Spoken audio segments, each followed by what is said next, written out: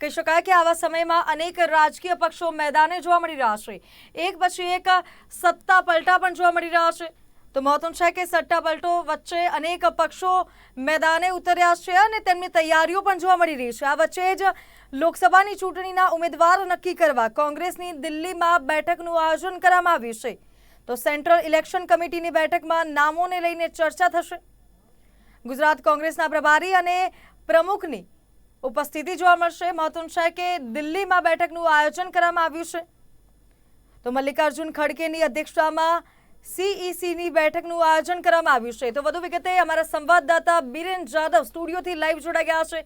જી બિરેન, જે રીતે અત્યારે તમામ પક્ષો મેદાને જોવા મળી રહ્યા છે, દિલ્હીમાં અત્યારે કોંગ્રેસની બેઠકનું આયોજન કરવામાં આવ્યું છે, શું છે સમગ્ર માહિતી? તનું વાત કરીએ તો લોકસભાની 543 બેઠક માટે ચૂંટણીના પડઘમ વાગી રહ્યા છે। ત્યારે એક તરફ કોંગ્રેસ હોય, ભાજપ હોય, બીજા અન્ય પક્ષો હોય, તમામ પક્ષો અત્યારે હાલ જે તૈયારી છે તેમાં જોતરાયા છે। ત્યારે કોંગ્રેસની એક મહત્વની બેઠક સાંજે મુખ્યાલય ખાતે મળશે, દિલ્હી ખાતે, કે જ્યાં કોંગ્રેસના અધ્યક્ષ મલ્લિકાર્જુન ખડગે, રાહુલ ગાંધી, સોનિયા ગાંધી, કેસી વેણુગોપાલ સહિત કોંગ્રેસના દિગ્ગજ નેતાઓ ઉપસ્થિત રહેશે અને જેમાં જે લોકસભાની અલગ અલગ રાજ્યોની બેઠકો છે તેમાં ચર્ચા કરવામાં આવશે।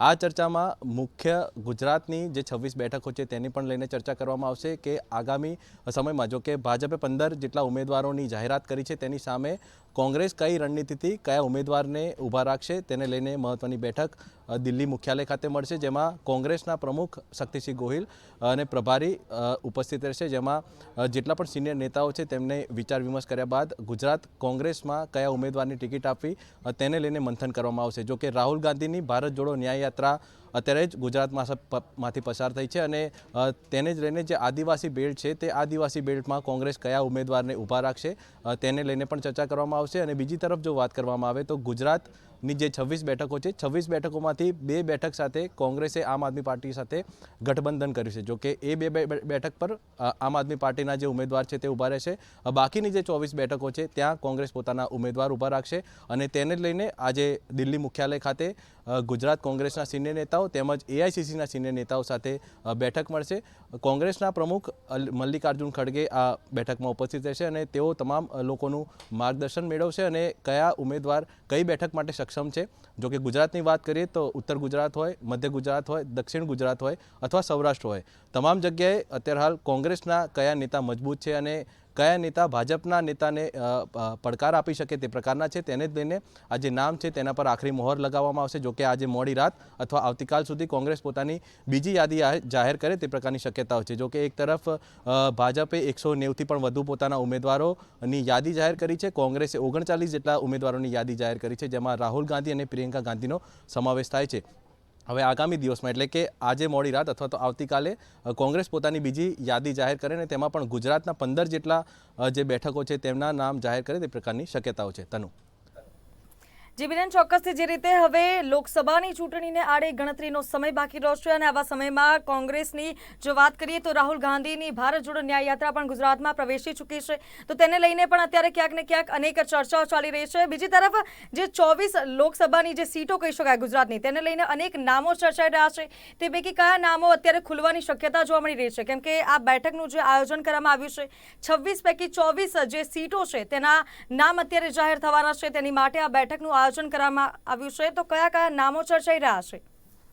તનુ, નામોની આપણે વાત કરીએ તો નામો સૌરાષ્ટ્ર હોય, અમદાવાદ હોય એટલે કે મધ્ય ગુજરાત હોય, આ જે અમુક વિસ્તારો છે ત્યાંના અત્યારે હાલ નામ ચર્ચાઈ રહ્યા છે, જેમાં સૌરાષ્ટ્રમાં પરેશ ધાનાણી હોય, તેમની સાથે જે પૂર્વ ધારાસભ્યો છે તે પૂર્વ ધારાસભ્યોના નામ અત્યારે હાલ સામે આવી રહ્યા છે। અમદાવાદની વાત કરીએ તો શૈલેષ પરમારનું નામ હોય અથવા હિંમતસિંહ પટેલનું નામ હોય, તેમનું નામ ચર્ચાઈ રહ્યું છે। એટલે ઘણા બધા નામોની યાદી છે કે અત્યારે હાલ તેમના પર આખરી મોહર લાગે તે પ્રકારની શક્યતાઓ છે, કારણ કે તેમાં ઘણા પૂર્વ ધારાસભ્યો છે, ઘણા ચાલુ ધારાસભ્યો છે, તેમને આ વખતે કોંગ્રેસ ટિકિટ આપે તે પ્રકારની શક્યતાઓ છે। જો કે બીજી તરફ વાત કરીએ તો આદિવાસી બેલ્ટ ઉપર કોને ટિકિટ આપવી તેમજ એસસી રિઝર્વ સીટ છે તેમાં કોને બેઠક પર તેમનું નામ જાહેર થાય અને ત્યારબાદ જે સૌરાષ્ટ્રના ઘણા બધા જે વિસ્તારો છે ત્યાં કોની પકડ મજબૂત છે અને ત્યાં કોને ટિકિટ આપવી, આ તમામ બાબતોને લઈને આજે પ્રદેશ પ્રમુખ શક્તિસિંહ ગોહિલ અને ગુજરાત કોંગ્રેસના પ્રભારી સાથે દિલ્હીમાં મંથન થશે અને મોડી રાત અથવા તો આવતીકાલ સુધી કોંગ્રેસ પોતાની બીજી યાદી જાહેર કરશે। તનુ